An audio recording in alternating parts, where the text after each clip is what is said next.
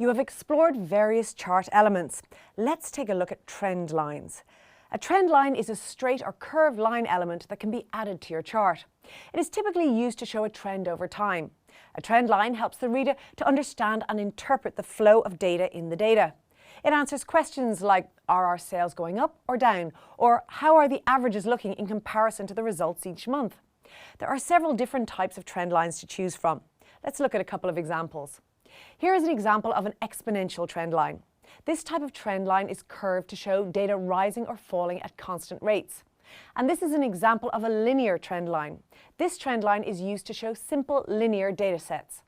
It is a way to illustrate that something is increasing or decreasing over time. Let's add a trend line chart in your worksheet. Select your chart, then click on the Chart Element option. Now select the Trend Line option and then select the type of trend line from the options provided. Alternatively, you can use the Chart Elements icon in the top right-hand corner of your chart to add a trend line from the options provided. Once you've added a trend line to your chart, you can easily modify it. Click on your chart to select it. Next, click on the trend line to select it. The Format Trend Line task pane appears. Here you can use the various options to add to and modify your trend line. You can also use the contextual format ribbon to adjust the color of your trend line. Well done, you have completed this lesson. In this lesson, you learned how to select and create basic charts in Excel. You also learned how to modify and format your chart and added trend line elements.